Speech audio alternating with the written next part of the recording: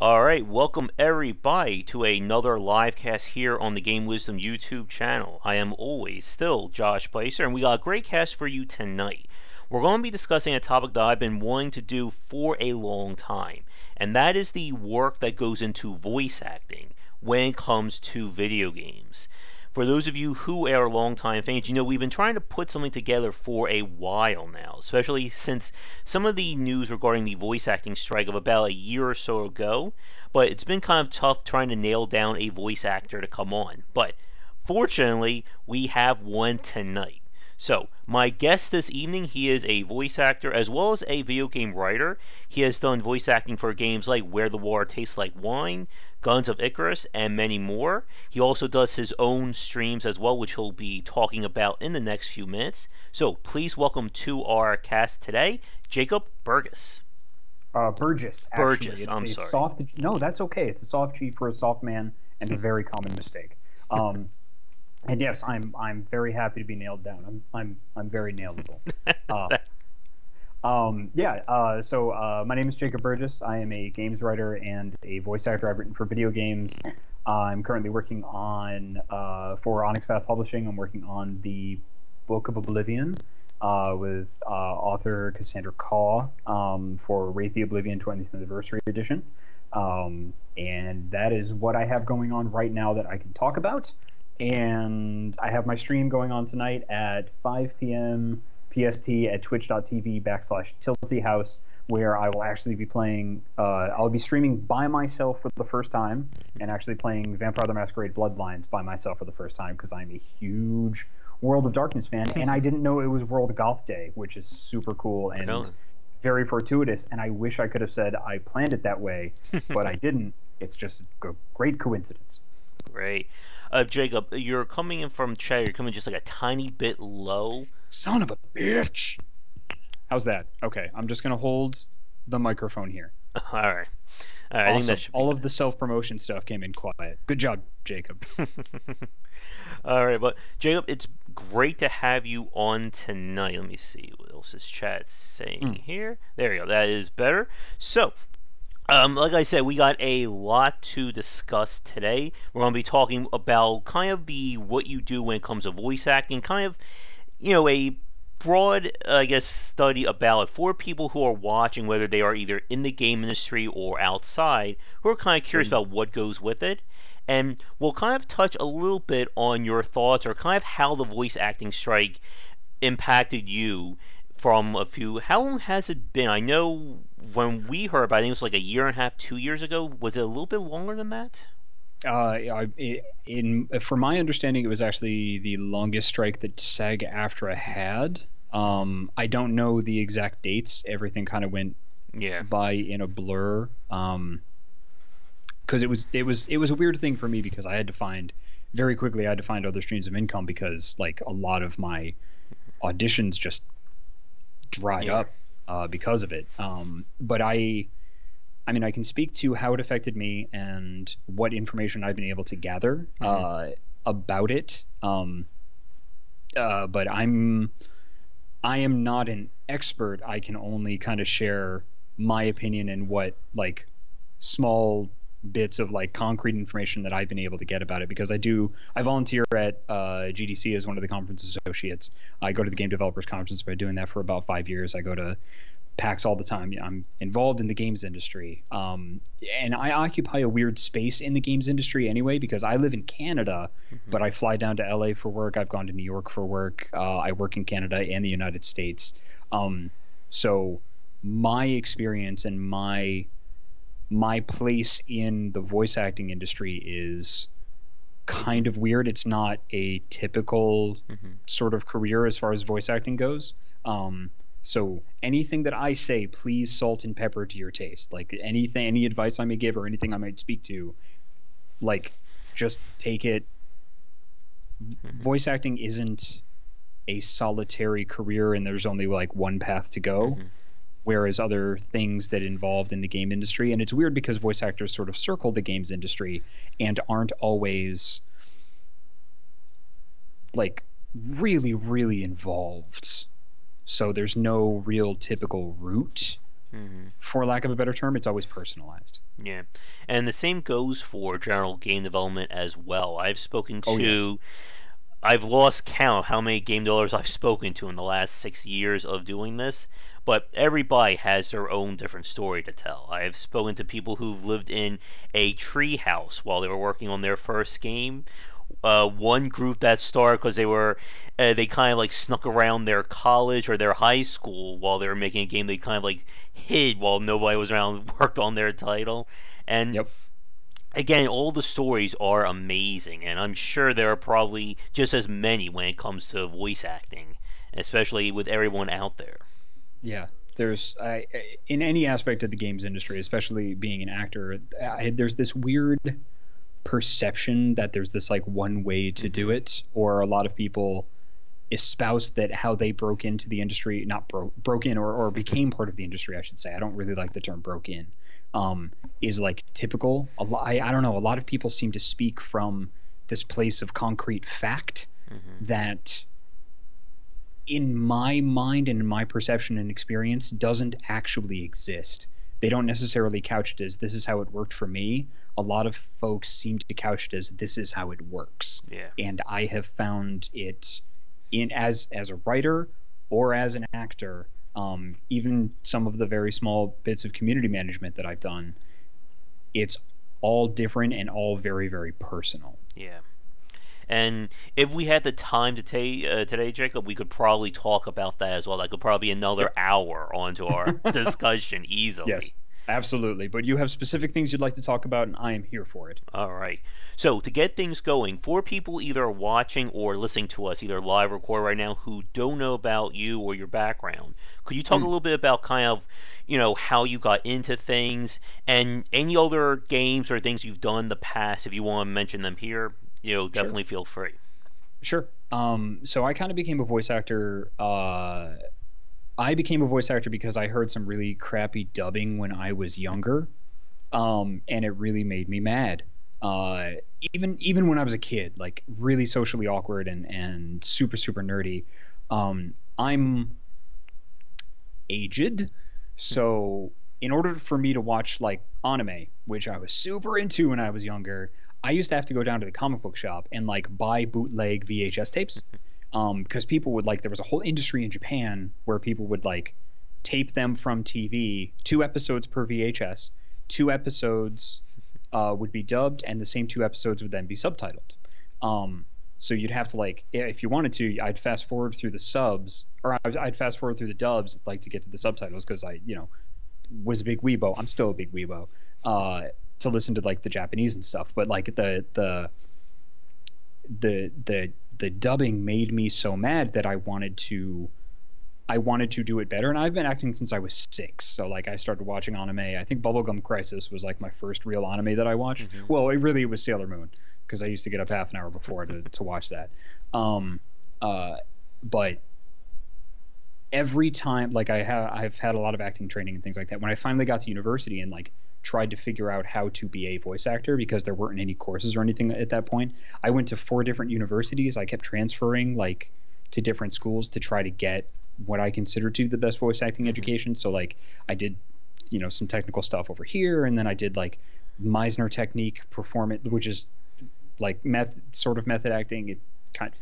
It's acting theory. So anyway, I went to different schools to do different things to try to be a voice actor, and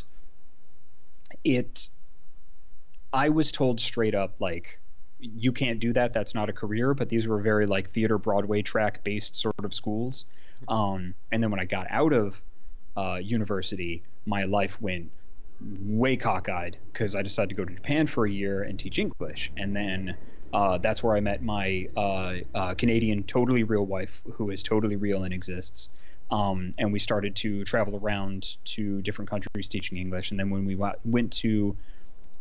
moved to New York after that, is where I really started getting my voice acting career rolling, and met a really cool guy named Steven Shapler, who is actually one of the techs at NetherRealm, working on Mortal Kombat and Injustice and stuff like that. He actually he gave me my first gig, which was Guns of Icarus Online, and my first real paying voice gig, not student work or anything like that. and helped me put together my very first demo reel. And that was kind of my like first start. I owe Steven a bunch for even showing me the ropes and kind of showing me around studios and things like that. So Guns of Icarus Online was my first one. I started going to indie game meetups after we moved to Vancouver, like in New York, and when we moved to Vancouver, started getting involved in game jams so I could really cut my teeth, because voice actors don't really go to game jams all the time, and I was just like, you know what, this is going to be like boot camp, because there's going to be like 10 games that want me to do 50 characters, so like let's do it. Like, so I brought all my equipment and things like that and just started doing it that way, and then started hooking up with some indie game companies in Vancouver and getting representation. It was just a slow kind of building up over time. Whoop. There we go. Yes. Does that make sense? Does that kind of like fill in the origin story? Yeah, and that's kind of how it goes. All right. And I just want to respond to a Bitter Wonder in chat. It says, that is a great reason to get into voice acting. This is terrible. I can do better than that.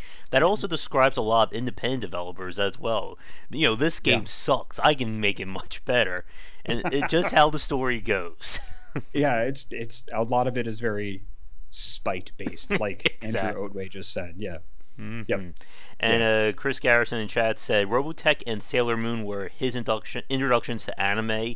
I think for me, that was about right. I remember watching Sailor Moon way back, long time ago, and then the Toonami block on Cartoon Network started to show up, and then it was like, oh my goodness, there's stuff like Dragon Ball Z and Ronin Warriors and Tenchimuyo and more and more than I can ever count. And that's how it all kind of started, at least for me around here. Yeah. Oh, Tenchimuyo. Oh, that was so good. Yep. Ranma 1/2. We gotta be careful, or this may just turn into a name the anime. Yep. Don't worry, Jacob. Since you're new, you'll know we go on a lot of tangents on these casts. And they can get very crazy if we're not. They just like go right off the path, down the rabbit hole, you name it, kind of thing. Awesome. I'm trying to be very professional right now. But getting back to the top of hand, when it comes to voice acting and stuff like that, here's one question. This is something I've had for a while now. Ever since I started first look at this, 10, 15 years ago, when people were starting, when voice acting, I think, for at least for the mainstream, started to become a little bit more recognized. When we started to see stuff like Justice League, Batman the Animated Series, even more, even a little bit older than that. And there's one thing I've always wondered. I remember hearing this preconception that voice acting in the 90s, maybe into the early thousands, was kind of looked down upon by a lot of people, and that it didn't really start to become, just like with video games, it didn't start to become more of a pop culture thing until maybe the mid-thousands. Did you experience any of that on your end, Jacob? Or is that kind of a false story? Okay. Oh, no. I still get asked or told, so have you done any real acting before? And I'm like, yes. That's, it's born from ignorance and not necessarily knowing. It's born of a misperception, but it's still a douchey thing to say. Yeah. I am an actor. I am literally a classically trained actor. I choose to ply my trade by doing streams, and I've been a tour guide before. I've done theater. I love voice acting. I love the challenge of it. I love the intimacy. I love the fact that a lot of times I'm alone in a box and I'm role playing with myself, and there's 3 people on the other side of the glass, and I have to imagine everything and be able to react to it in a very truthful way. Yeah. Back in the 90s, 2000s, there's still kind of a professional stigma as far as voice acting and stuff goes. And there's some voice actors that get really upset when celebrities get cast in movies and stuff for name recognition when they haven't been doing voice acting. There are film actors that go into voice roles, but the transition the other way, there is sometimes a perception of well, they can't do face acting, they can't do real acting, they've just been doing it with their voice. And that's not, even when it comes to video games and things like that, with motion capture and all of that, it's all acting. And I'm trying not to phrase this too strongly because this is something that I feel strongly about, but the faster that the perception of that can change, and hopefully I can be a part of that, the better off we will all be. Yeah. The better off the whole industry will be. Mm-hmm. That's kind of my thoughts on what it means to cover and discuss game industry and game design, and how there is this misconception about what it means to talk about games and games journalism, and different to what I do. And again, if we're not careful, that could be like it could be your 30-minute rant about voice acting, could be probably my 30-minute rant about game journalism. But yeah, there is definitely that misconceptions about, especially when these elements are so new to, I think, the public zeitgeist like that, or zeitgeist. I know my mouth is Zeitgeist. Thank you. I think. We'll let somebody in chat correct us. Okay. But like with your stories, you said when you were trying to learn voice acting back at university, and there were no universities that were actually like teaching it. That was kind of what I saw with game industry back in the early thousands when I tried to go to college. Like there were general programming, there was graphic design, but there was nothing with video games, and nobody thought again that video games was going to be this big thing. And then when I looked up my old college, like now, like I remember when I was about to graduate, they said we are phasing out computers. We will not have any more computer design or anything like that. There's just nothing in it for us. And then about 4 years later, after I graduate, I went on their site and said, "Oh, we now have a complete video game design programming track." I'm like, damn it! You wait until I left. That's how it worked. As soon as I left, they're like, okay, Josh is gone. Let's go do game design. Yeah, I've had a couple of experiences like that too. Yeah. A question from earlier. Chris asks, is there any recognizable voice that you did, Jacob, that people would know you for? The highest profile stuff that I've done is, as far as video games go, is Where the Water Tastes Like Wine, where I played Mason. Who's encounterable pretty early on in the game and then kind of follows you around for a little bit. So that, yeah, Mason in Where the Water Tastes Like Wine, and Glint Gardner's son in Baldur's Gate Siege of Dragonspear. And then, oh man, I don't know if I can talk about. I have recently done my first AAA studio game, but I don't know. I haven't been given the clear before I can talk about that. So maybe more better soon. But yeah, my credits, I've got some credits on, if you look me up on IMDb, I've got some of my credits up there, although I really do have to clean that up. And then my website is makewordshappen.com, which is going to get updated soon, but it does have a credits page. All right. Infinite Factory is also another one that a lot of people tend to know me from as well, by Zachtronics. We've talked to Zach Barf several times on the cast. What voice did you do in that game? Dave. I'm sorry? I was Dave, the guy that talks about the food pellets. Oh, thank you. Yeah. I wasn't sure. Usually when it comes to voice acting, I've gotten a pretty good ear when it comes to putting a voice actor to their title, but usually I have to hear their voice in real life first. For the longest time, I could never understood who Jennifer Hale was, and then I heard in an interview, I'm like, oh, there we go. People don't become voice actors to be famous because we don't really you don't see our faces really. I mean, if somebody's becoming a voice actor to become famous, there are probably better ways to do it. Yeah. Same thing with the video game industry. You don't really go into game design if you want to be a billionaire who gets to retire on an island anytime soon. I mean, you can get into it that way, but you may want to educate yourself over current best practices and where the industry is going or headed and make a bet that way. Yeah. All right. But with that said, let's get into, I guess, our first of our two big topics, and that's kind of talking about the work of voice acting. And for folks watching us live right now, if you have any questions for Jacob, feel free to leave them in the chat, and we will get to them as they come up.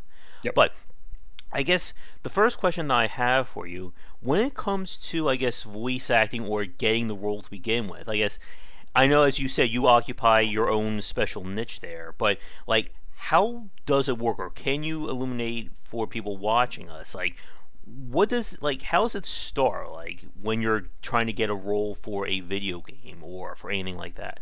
It depends. Okay, so just to clarify, I'm not claiming that I occupy my own special niche. Okay. I am clinging on to the voice acting industry uh, as hard as I possibly can by doing it my own way, as most people need to. If I occupied my own niche, I might be working a lot more. But I have to, because I'm not necessarily LA based or New York based or even Vancouver based, I have to work like, 3 times as hard to be as an eighth as successful. Like the way that I get my roles is going to be different than somebody that lives in LA. Although I do it that way as well. So let's speak to like the different strata of the the video game industry. Okay. And then I can tell you kind of how a couple of different ways one can get roles in video games. So let's go AAA first. We'll go from the top down. Okay. Typically in AAA, those are usually union titles. So SAG-AFTRA usually. So you typically have an agent. Well, let's start with the studio itself. Studio makes game. Studio writes up a script. Studio decides they're going to have voice acting in their game or motion capture or what have you. They're going to need actors. What they will do is they will send it either to their own internal department, like BioWare has, for example. They'll send those sides, which is usually a page or two.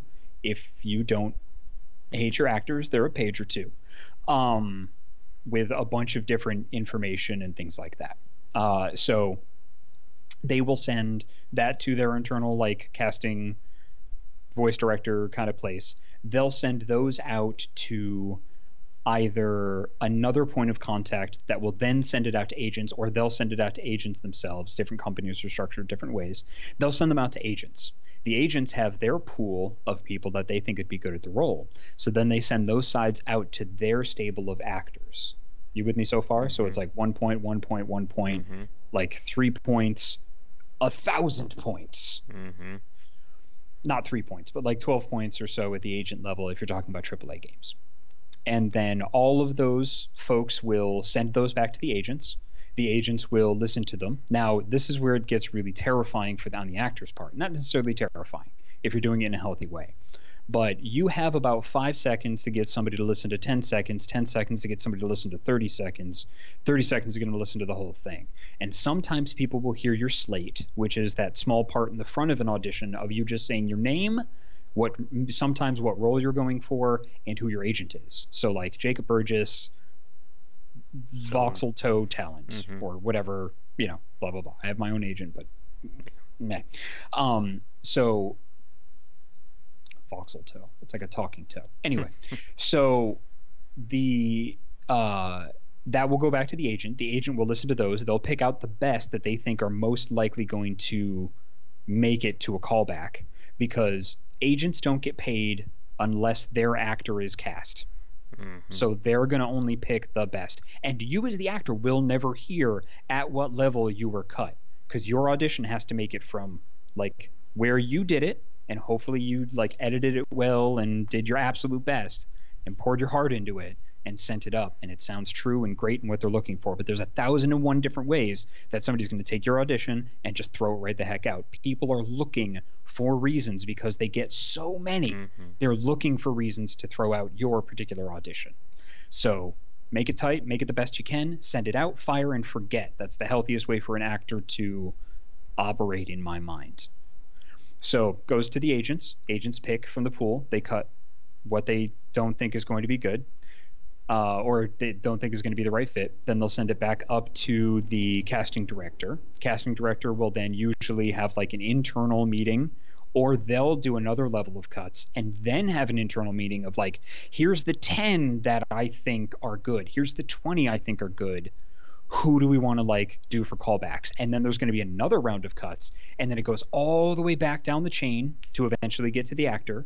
The actor will do another callback, sometimes a live audition, sometimes not, if they're based in LA or if it's an LA based thing. Most of them are. And then it will go back up the chain, and it just keeps whittling down from there. So like from 1,000 to maybe 50 to maybe 10 to then getting cast for one. Anytime you are cast for anything, it is a goddamn miracle. So the healthiest way to operate is to fire and forget.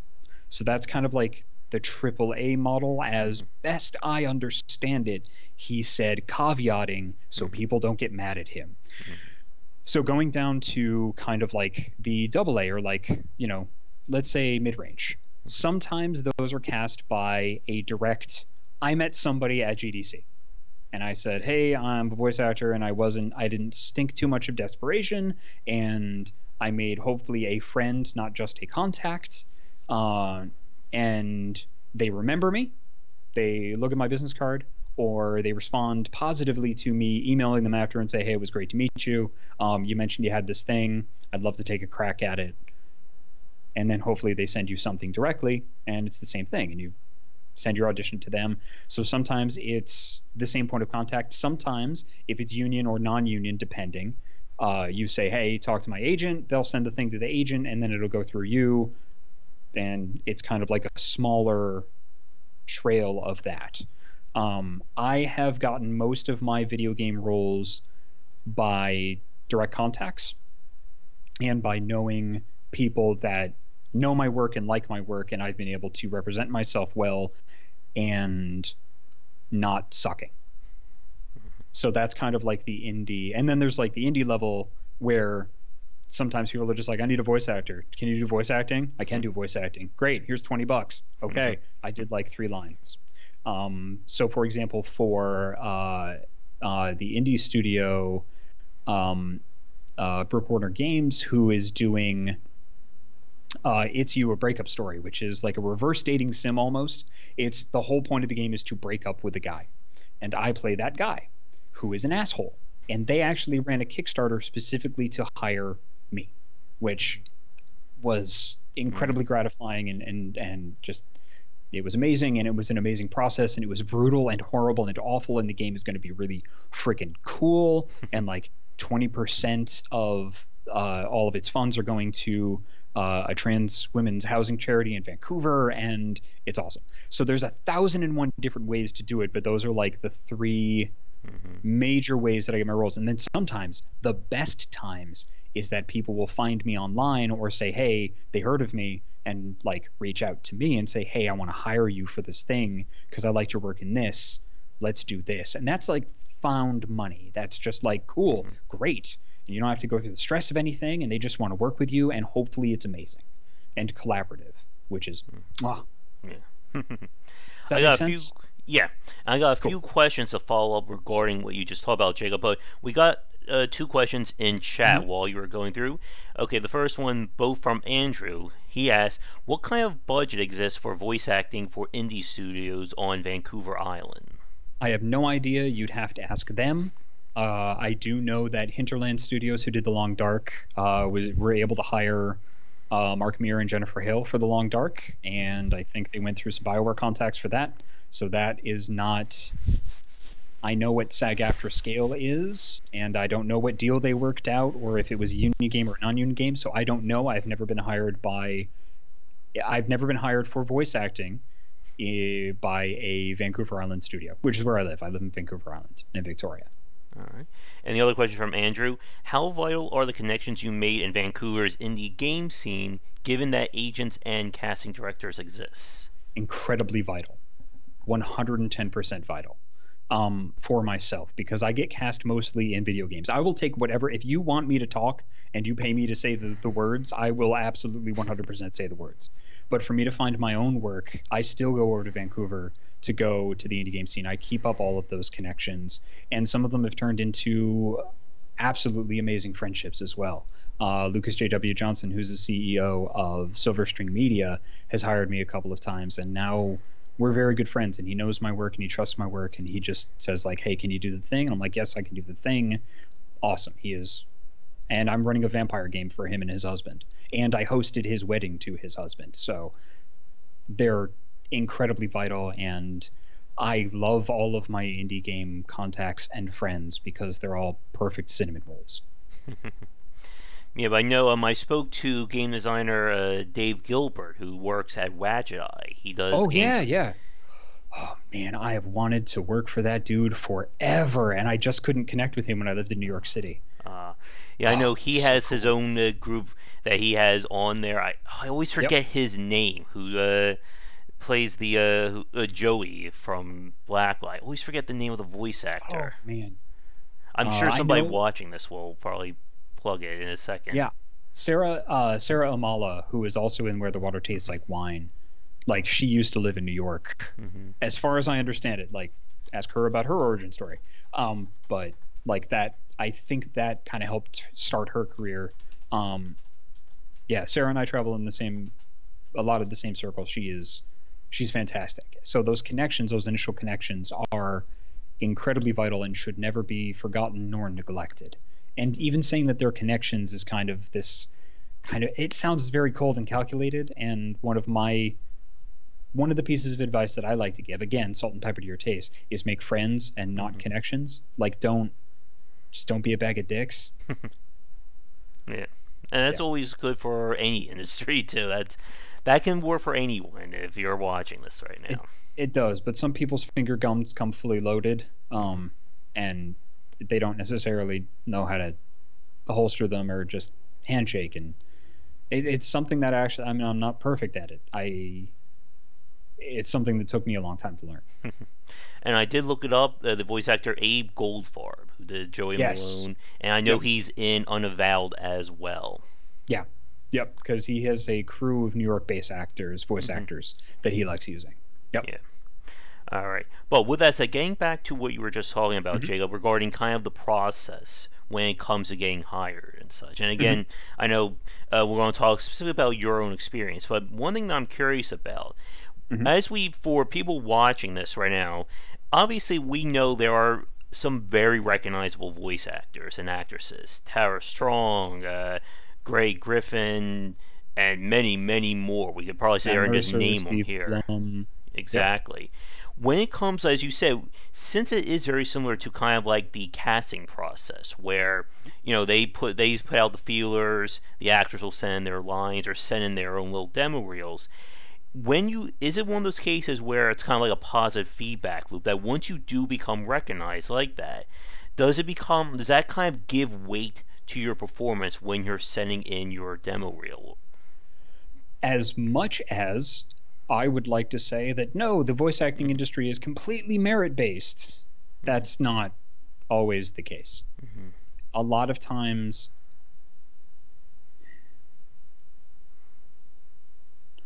times, it is who you know, and it is the weight of your name. Yeah.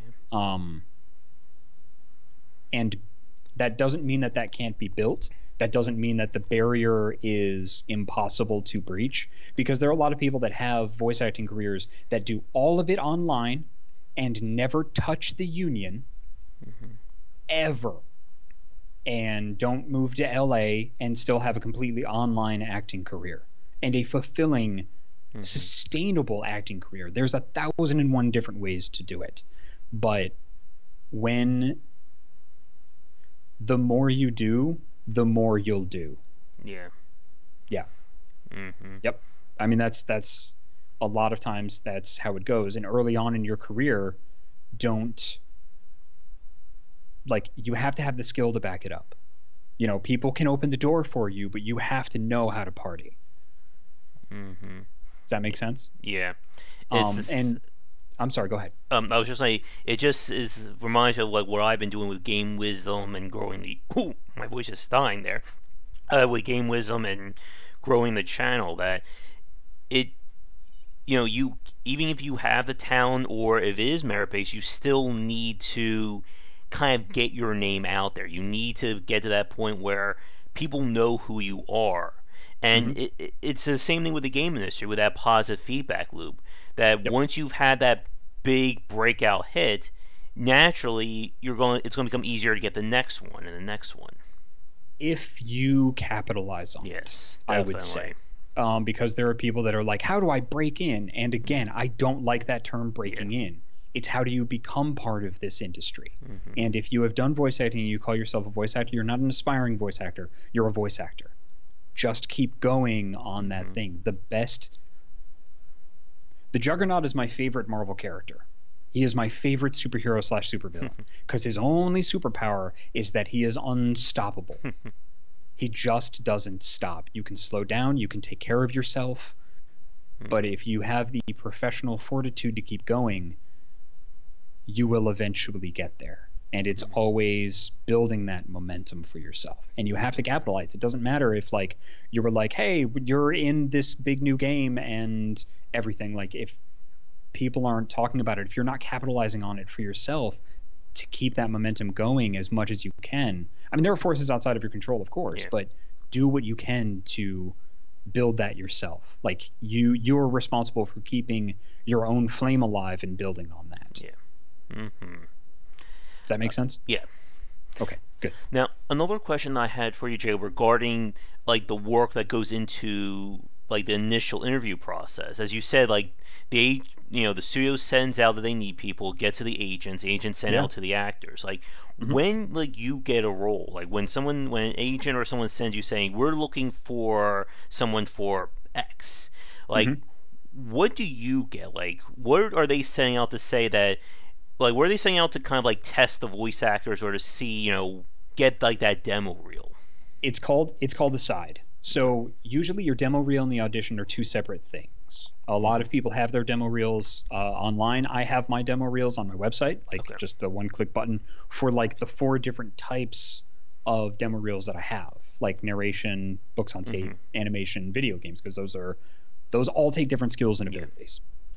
So what an actor gets is called a side. Okay. So it's usually, hopefully for a video game, hopefully it's got like a little bit of background, not too much because you don't want to get too much in your head. And a lot of times actors have like a giant stack of friggin' auditions they're trying to get through in a day to send them all out at Yeah. once for good workflow.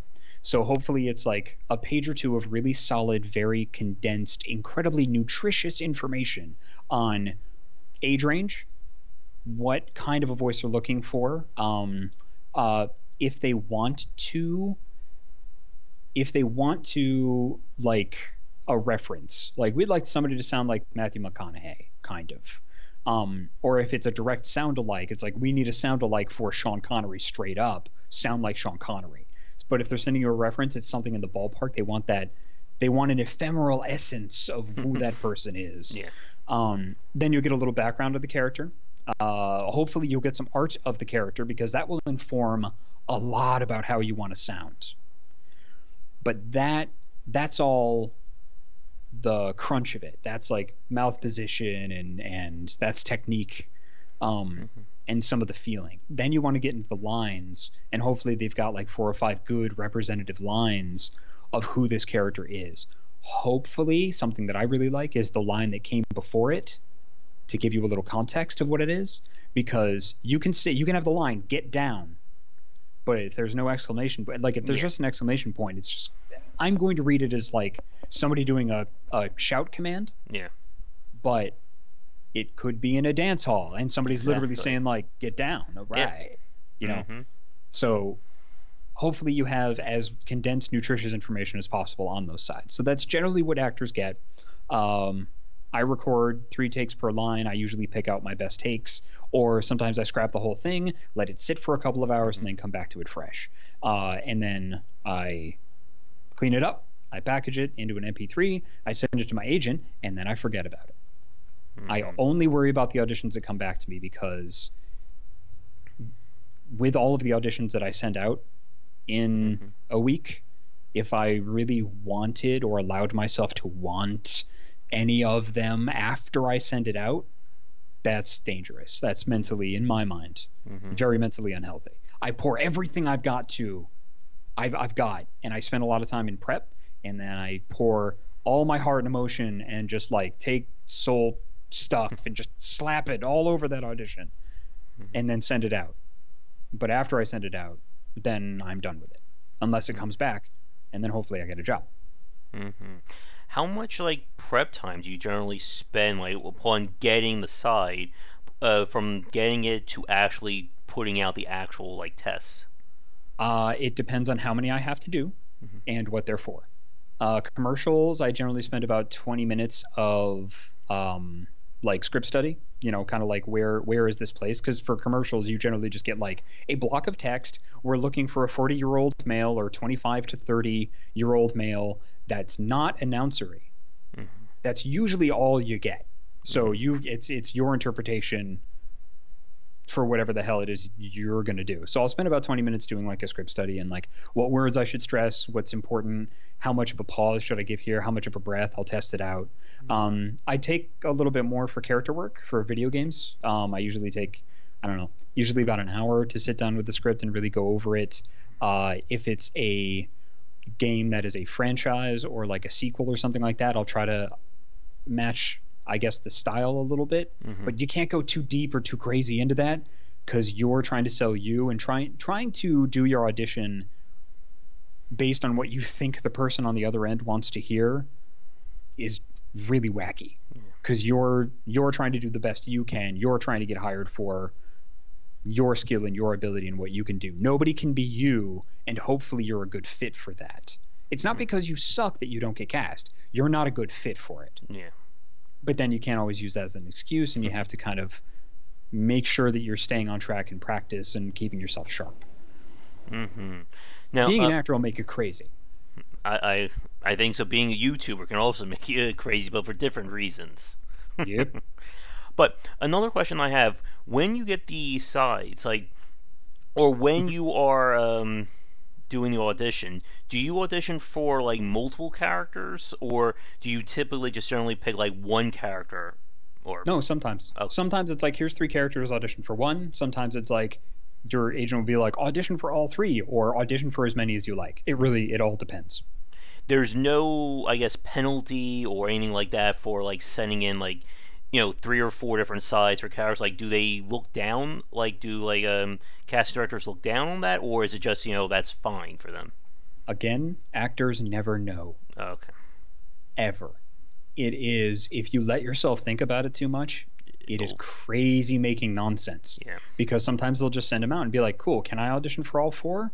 Or do they only want one from me? If they only wanted one from me, well, then I guess they'd only send me the one. Why'd they send me all 4? I mean, I guess I should do all 4. Mm-hmm. But what if that seems too needy and desperate if I do all 4? Like, am I putting on airs? What are they going to think? So just do the best you can for yourself based on the information that you have. Anytime that you are cast, it's a miracle. Mm-hmm. One of the most valuable things an actor can ever get, especially in the games industry, is feedback. If Mm-hmm. any casting director is willing to take the time to give you feedback, that's gold. Mm-hmm. If they're a dick about it, hopefully you can, mine that pile of poop for the little nuggets of acting corn that you need. This is a weird metaphor, but I hope you Yes. catch my meaning. Because from our end in the games industry, voice actors are mercenaries. We get hired, we do the job, we go, and then that's it. Unless the company wants us to do any marketing or anything like that. Or if we're actually wrapped up in like the game, like, hey, we hired like freaking Kevin Conroy to do Batman. Like, let's wrap this all up in it, and hopefully for the media appearances, they're getting paid and they're kind of hired. But outside of that, like 4 to 6 hour session, that's the only part you have in the game. That's it. Like, that's all the feedback you get. That's all the collaboration that you do. You go in, you do the job, you go. That's kind of it. Unless you take it on yourself to plug it by yourself. Mm-hmm. Everybody knows how much I love Baldur's Gate. I love Baldur's Gate. Baldur's Gate Siege of Dragonspear is one of my favorite roles, and I'm so happy that I got cast in it. And I love Beamdog for casting me, and I have tooted their horn from mountaintops because I love them so much, because that was a huge thing for me, because Baldur's Gate like really meant everything to me. But they were under no obligation to plug me, who came in and like had to suddenly, this sort of unknown dude that had to hold his own against like all the original folks from the 90s that he idolized. Like, I had to flirt with Minx, for the love of God. Like, they were under no obligation to tout me. It was up to me to kind of continue that, because again, voice actors are mercenaries. Mm-hmm. That's how I see it. Again, he said. Mm-hmm. giving himself an out in case anybody complains. Okay. Question Andrew asked a few minutes ago: is there someone in voice acting whose work leaves you in utter, unspeakable, impressed awe?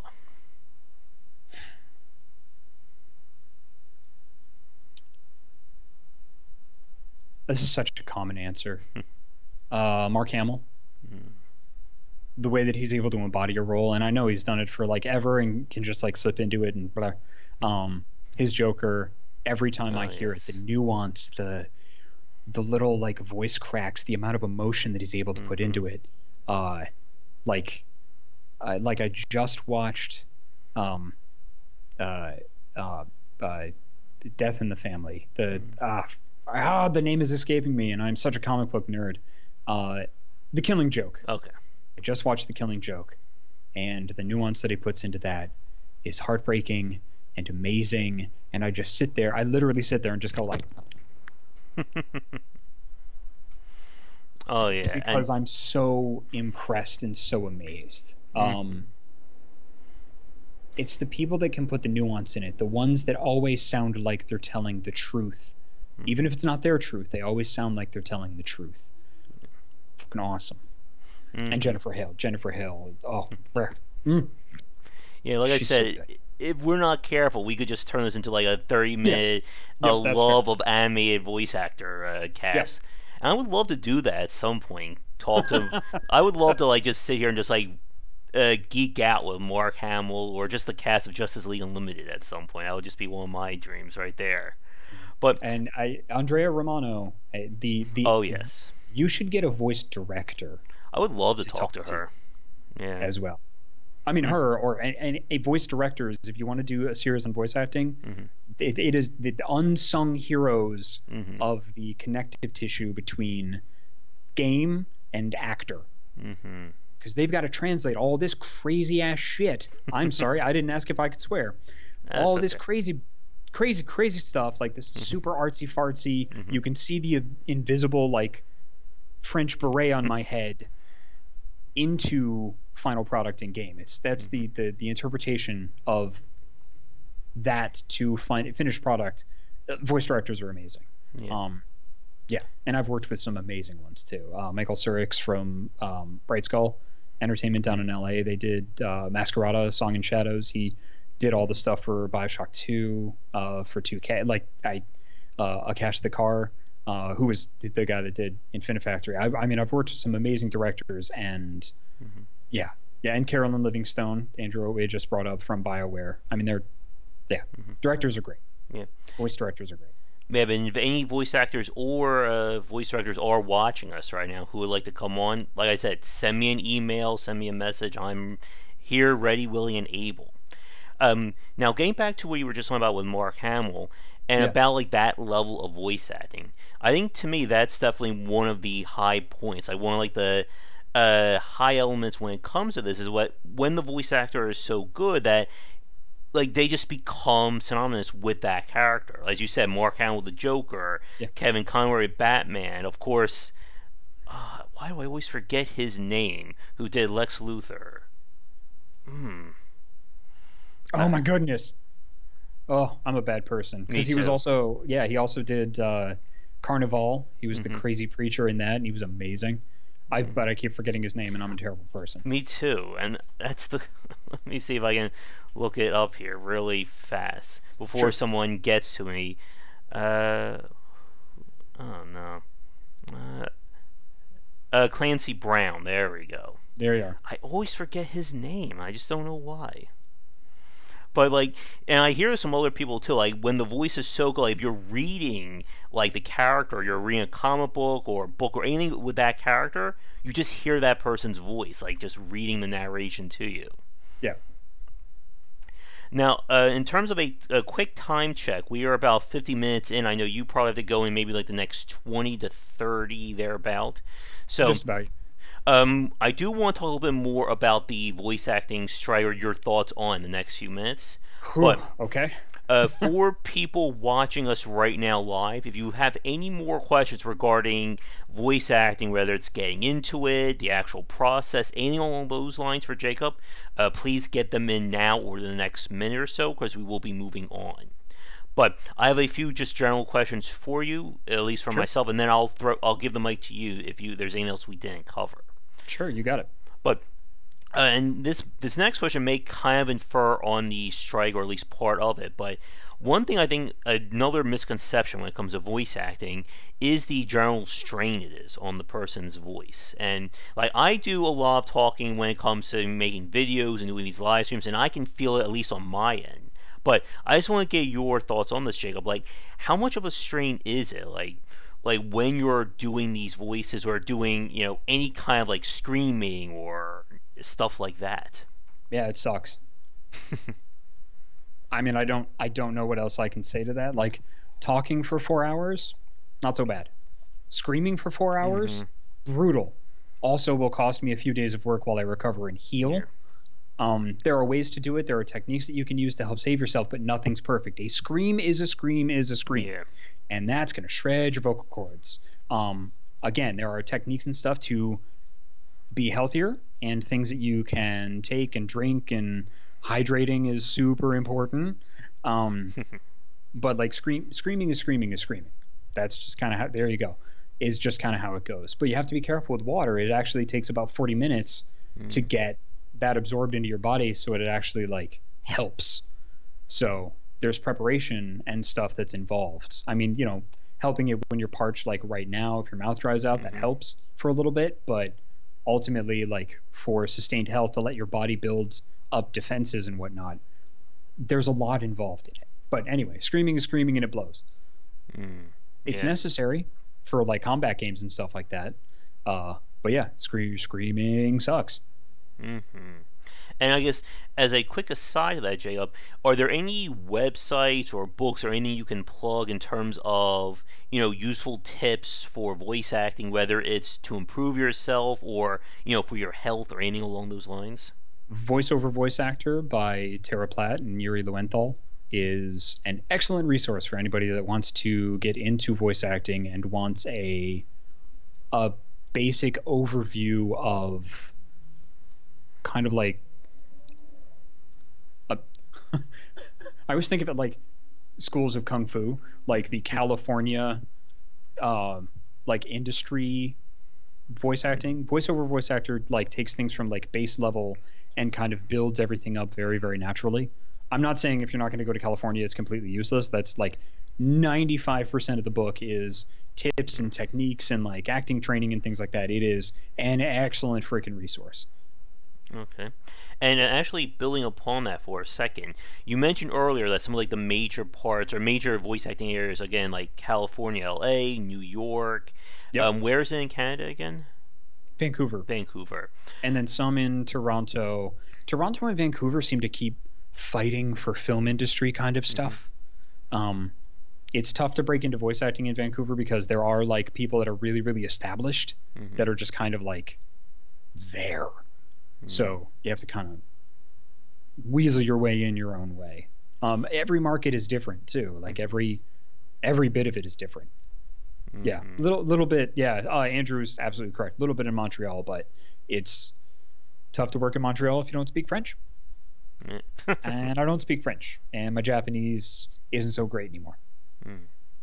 But my question I want to ask you, like, is there like any like major differences between being a voice actor in California versus one in Canada versus one in New York, like in terms of like, I guess, like how the industry works? Is there anything major there?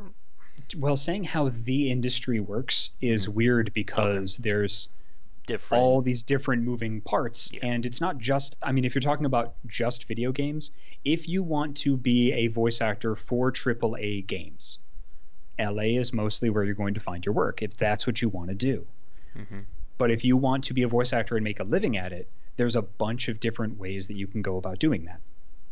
I have managed to get some pretty big titles under my belt because I have put myself in the right circumstances and the right situations in order to be able to do that. I am not an LA-based actor, but I still work in LA. It is possible to do. It is very difficult, and I have had to sacrifice quite a bit in order to be able to do that. And some of it I knew I'd have to sacrifice, and I was okay with that. And there were some things that I came up that I was just like, I'm not willing to let that go. Okay, it's gone. Okay, cool. I'm doing this now. You know, if you want to be a voice actor, it takes a lot of commitment, and it's not easy. And I'm not going to lie to people and be like, oh, it's this. Just, all you have to do is like these 8 things, and just if you stick with it, that's not always what it is. If you are in LA and you're able to kind of go start building up a reputation, get a good demo reel, get a good agent, and then start like auditioning for a bunch of different AAA folks, that is possible. You can do that, but it is not easy. Does that make sense? Like, it's so to say the industry, a lot of folks think that like LA is the industry, and for large portions of the video game industry, it is. But with all of the indie games and stuff that are here, and with the internet and airplanes existing, the industry is changing a whole bunch. Like Texas, for example, a lot of Funimation stuff is actually, I think almost all of it is recorded in Texas, and a lot of that is non-union stuff. So you have to be careful of the perceptions that you're putting down. Yeah. And you have to go in you have to go in and be aware of what you have to be aware of the perceptions that are out there, and try to find like the truth of things as you are pursuing your own career. And talking about kind of, again, like the industry versus, you know, all the different aspects of it, it's the same thing that, again, I think a lot of consumers think about when it comes to the game side or game industry side, that they view it as, you know, it's either, you know, California, New York, or Japan, and that's it. But as you said, just like with the growth of the independent, video game industry can be anywhere now. I mean, for those of you who are new, who are watching me right now, I've spoken to developers in Brazil, Australia, Taiwan, you name it. There are, you know, if you can have a computer and you have the internet, you can build a game. And I'm sure I'm sure the voice acting industry is kind of moving, or has already moved towards that way as well. Again, it's difficult. When you say the games industry, a lot of people immediately equate that to AAA titles. Yes. Or very successful indies. And there are niche markets out there for freaking everything. Yes. There's a game coming out where you get to date swords by Kit Fox Games called Dungeon Boyfriend. Like, that's like, fuck yeah. There's some wacky ass shit out there. Wacky ass shit coming out. And one of my best clients is making a game about breaking up with an asshole. And I've also done like LA based work and things like that. It's really the perception of the games industry is this big monolithic thing, and that benefits some folks and doesn't benefit others. Yes. And it makes people sometimes very scared to try and get into voice acting, even if it's something that they want to do part-time. But then you get into like, well, you want to do a part-time, and this is something that I devoted my life to, like, oh god, there's a whole bunch wrapped up into it. Andrew asked a question. This is actually going to be one of my final questions too. Sure. About working remotely. How often do you get to work remote? It really depends on the client. I mean, I have my own setup in my own studio here to do auditions. I have done remote work. I mean, I flew out to Edmonton to do Baldur's Gate. I went down to LA to do Masquerada. I've gone to Vancouver to do a couple of things. I mean, and then there's some things that I've just done in my own home. You know, it really depends on the project. Okay. Yep. Most AAA stuff I have to fly down to LA for. Like, it's LA based stuff is, they want to keep things in LA, and if I want to work in that industry, and I 110% do, then I fly down to LA for that. Okay. But I have to be real good and really on my shit for people to even want to schedule that. It is difficult when you're not local and you can't hop in the car, and like, you know, sometimes it takes 2 hours to drive, and it'll take me 2 hours to fly, but they still, you know, it really depends. It really depends. Yep. Yeah. Okay. Here's my last question regarding just general voice acting, and I'll throw it over to you, Jacob. Sure. If 4 people watching us right now, they're live or recorded, who are thinking about trying to get into things, and again, as you said, there is no set path. In terms of, I guess, like general equipment, like a basic setup, is there anything that you recommend for someone in terms of just, kind of like putting their feet in the pond, or dipping their toe in the pond when it comes to voice acting? Sure. There are a bunch of different things that you can do to kind of start. I would find places or go to game jams or things like that. Like find places online that are looking for like, I don't know, fan dubbing, or like people that are making like little games and be like, hey, can I give this a shot? Do you want to do a thing? Where, as far as equipment and stuff goes, looking into how to dampen sound cheaply and get rid of echo, I have found is super important. Getting a decent mic, also super important. Sometimes if you get really, really good sound dampening, that can make up for not so great of a quality microphone. Sometimes if you get a really quality microphone, that will help you with the sound dampening.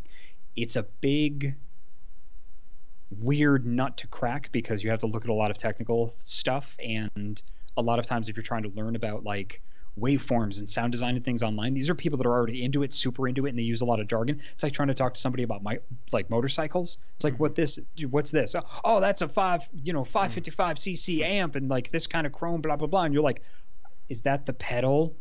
What does that do? It's kind of tough to find entry level information. So doing it on a budget and talking to someone who knows what the hell they're talking about, I have found to be the best ways. I used to go to sound designer meetups because as a voice actor, I didn't know shit about sound design. And that's kind of important for my job. So I should probably know something about that. So I used to go to sound designer meetups and I made friends with a lot of sound designers so that I could understand more about that. So try and learn from people that are like real good at explaining entry level stuff. Matt Martesian, as a matter of fact, and I hope I said his last name correctly or he's going to give me shit, who does Clay Games. Clay does like Don't Starve and things like that. He's their sound designer. He does a games cat God damn it. It's like Cats and Beards audio podcast, and I should have looked it up to say it correctly, and he's going to give me shit for it. But he's a really, really great resource. The game audio community is really, really good to ask about microphones. Ask what's going to piss off the end user, and then get equipment on the cheap if you can, like moving blankets, or even like I have made, when I've been in hotel rooms, like a pillow fort to do an audition. You can find out what good cheap microphones and stuff are by asking the right people. That's how I've done it. I'm not a huge gearhead, but I've listened to a lot of podcasts and whatnot to try to figure out what the hawk they're talking about. All right. Yeah. I guess before we move on then to our final set of questions, my voice is also cutting in and out, is there anything that we didn't talk about when it comes to voice acting, whatever it may be, that you would like to elaborate on now, Jacob?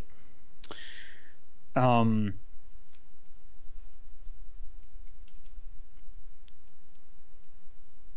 let people tell you can't do it, because there are going to be some people that are going to either say that directly to you or imply it. If it's something that you really want to do, don't stop. Go in with the knowledge that it might not be for you.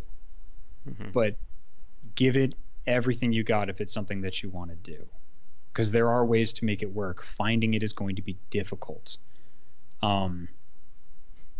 So do the best you can, and know that there are people out there that want to help you. That's the best I got. And Chris Garrison said, I've noticed we've gone this whole session and had no examples of voice acting. That is true. So can I touch on this for a second? Sure. So it's kind of a weird thing when, like, you talk to a voice actor and you kind of, like, a lot of people get excited and they're like, do a thing, sound like, Homer Simpson or whatnot. And I would highly recommend that if you ever meet a voice actor of any level and you want them to do the thing, ask them and be okay if they say no, because it's a weird kind of respect thing. I know there's this intention where you kind of expect an actor to always be on, but always consider and be respectful that this is their job.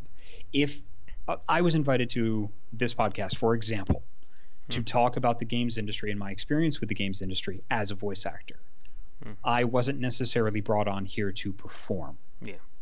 Does that make sense?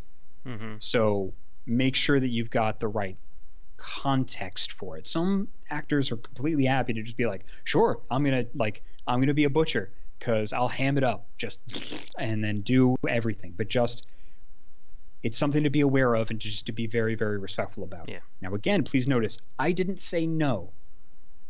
I will absolutely do a thing if you'd like to ask, because I'm very happy to be here, and there are 4 people here that are taking time out of their day. So, Chris, how about some glint from Baldur's Gate?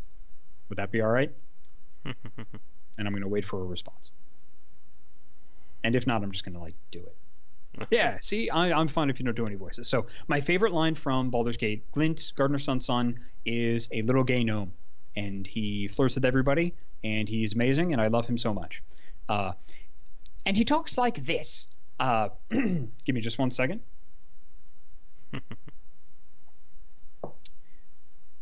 This is Glint. Glint Gardener's son. How are you? Did you know that I once killed an ogre with a bent fork and some bootblack once? I did. It was right, and it was great, and I did it, and he's dead now, and I'm alive, which I think is quite wonderful. Very sad for his family, but I'm alive. So, there you go. That's the thing. That's what I do, and that's only 2% of my job. Yeah. Most of my job is auditioning. The very small percent of my job is actually in the booth doing things. I work harder at getting the work than I do at the work itself. And that's true for, I would say, almost every voice actor. And Chris says, good job on the gnome. There you go. Thank you. And if you want me to do any voice acting, folks, if you want me to try to do any impressions, I don't do any. I don't have that kind of range. So if you're expecting that from me, I'm afraid you're watching or listening to the wrong podcast. But let me check our time. I know we are about 5:15 my time, so that's about 2:15 yours. You probably do have to get going in the next few minutes. Yeah, if you got one more question, I got time for it. Yeah, I would say, considering how much the big getting into talking about the voice acting strike could be, I think maybe we'll save that for another one, because I do want to dedicate at least a good chunk of time to it, and I think it would be a disservice just to kind of throw it on at the end here, kind of thing. Yeah. Oh, thank you, Chris. Would be good for audiobooks. There we go. Maybe I'm writing a book right now. Maybe I can ask them if I can do the book on tape for it. That's awesome. All right, but let me see if there's any final questions. So I guess since we're going to begin to wrap things up, for you folks watching live, this will be final call for any voice acting related questions for Jacob. So if you have anything, please get them in now, because otherwise we will be saying goodbye at the end. So I guess while I'm trying to think of any more questions, if you'd like to plug anything else that you're currently working on or that you're planning on doing, Jacob, definitely feel free. Yeah. So I'm doing a tonight, actually, at 5 p.m. PDT. I do a weekly stream with my buddy Ian Horner called Tilty House. And it's his own thing, and we do a thing once a month. And he wanted to have me over because he thought it'd be fun to show me one of his favorite games, which is the Yakuza series. So we're playing through Yakuza 0 right now, but he's going to be gone for the next 3 weeks because he's off doing a thing. He's one of the cast members for Loading Ready Run, and he's off doing a thing for 3 weeks. So I'm in charge of the stream for 3 weeks, and I get to play one of my favorite things, which is Vampire the Masquerade Bloodlines, and it's World Goth Day, and I didn't even know that, but I'm starting to play it today, and I'm very excited about that. So it's twitch.tv/Tilty House, and I'm actually working as a writer for Onyx Path on Wraith 20th Anniversary Edition. I'm working on the Book of Oblivion right now, so I'm going to talk about the World of Darkness and have a really good time, and I've never actually played the game myself before, so it's going to be all fresh experiences and stuff for me, and I'm probably going to get really emotional because the World of Darkness is my favorite thing friggin' ever. So that's, yeah. And then what else am I doing? That's really all I can talk about publicly, but please show up. It's going to be a good time. Hang out with me. And what's your Twitch channel again? Twitch channel is twitch.tv/Tilty House. And then if you want to hang out with me on Twitter, that would be Jacob Burgess VO, like voiceover. So JACOB BURGESS VO on Twitter, which is where I'm most active online. Okay. I mean, I have an Instagram account, but I just use it mostly to look at pictures of my adorable nephew. So, yeah. All right. I guess here's one final question for me that I was thinking about. And again, I'm Sure. not sure if you would know exactly all about this, but in terms of like actually like getting paid for voice acting, Sure. is there like a general or accepted rate for voice actors? Is it depend on the role or on the company? It depends. So SAG-AFTRA, which is the actors union, there is something called scale, which is a minimum that you can get paid for 4 hours of work. And then usually for non-union, generally accepted industry standard is $200 an hour with a 2-hour minimum. Okay. So even if you only need the actor for like an hour, you still pay them $400. Okay. So there are benefits to doing union stuff. There's benefits to doing non-union stuff. Again, in my mind, this is incredibly divisive because there are some people that think that every video game should be a union project, and there are some people that think that things should be non-union projects, and this is a big old can of worms. I can do both union and non-union work, and it is a big old can of worms, which I don't know that I am educated enough to be able to speak intelligently about. But that's the general accepted rate. I have done indie games for less because I liked the projects, or I have also done indie games for revenue share, which is like how well the game does. I get a percentage of that revenue. Yeah, industry, like if you're doing a SAG thing, like that's a set rate, set time. That's just what it is. For non-union stuff, don't pay less than $200 an hour with the 2-hour minimum. If possible, that's industry standard, but work it out with your actor. But actors should have a general knowledge of like what an accepted base rate is. Never work for free. Always get something out of it. It does not have to be money, but always get something out of it for yourself. Make it, even if it's just an advertising investment for you, always get something out of it. And you mentioned earlier about motion capture work and how that's becoming more and more. Does that add or factor into the rate? It does. Okay.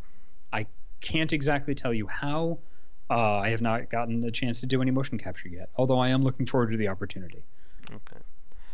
All right. I think with that, again, since you're new, I can just sit here and talk for who knows how long about game industry and game design topics, but I know you have to get going, and I do. So I think with that, we will wrap it up here. I would like to eventually do a cast regarding the SAG-AFTRA strike. My mouth is also getting tired here, but we'll save that for another time because, again, I'm sure, as you're no doubt aware of, it can be a very interesting, I guess, to say the least, topic to get into. To say the very least, absolutely. I would recommend, if that's something that you want to talk about, I would recommend maybe reaching out to the union and seeing if there might be somebody you could talk to there, and reaching out to maybe some casting directors and things like that. If that's something that you want to explore, I would highly recommend getting a well-rounded point of view on that subject. Okay. All right. On both sides. Yeah. And like I said earlier, if anyone would like to talk who is in the voice acting community, even if it's not about the union or about the strike, but just about voice acting in general, please don't hesitate to get in touch with me. Yeah. Email josh@game-wisdom.com, Twitter @GWBicer. Just send me a message. I would love to talk to you. But with all that said, we are going to wrap things up for this stream. So, Jacob, I would like to thank you so much for coming on tonight. It was great hearing your perspective. And if you are free in the future, we can always have you on to discuss anything else that has to do with voice acting or even writing in games as well. Cool. Well, thank you very much for having me. It was an absolute pleasure to talk to you. Thank you. Not a problem. So, for you folks watching us live right now, we are going to end things here. I will be back on later tonight around 10 Eastern for my regular game streaming. If you're enjoying this record right now and would like to get this ad-free and early, please check out patreon.com/GWBicer, ways to support. And if you'd like to join our Discord channel, we talk game industry topics almost on a day-to-day basis. You'll find the invite link down below. It is free for everyone at the basic tier. So, with all that said, once again, thank you for coming out and watching Jacob and I talk about voice acting and more for the last hour, or a little bit more than that. Have a great rest of the day. I will see you all later. I'm sure, be sure to check out Jacob's stream later tonight as well. And good luck with playing Vampire the Masquerade. I played Bloodlines a while ago, and that was a fun one to try and go through. Yeah, I'm really looking forward to it. All right. And follow me on Twitter. I'm a lot of fun. Jacob Burgess VO. Okay, bye. All right, everyone, have a great night. And I will see you all next time for another discussion about the art and design of video games. But until then, take care.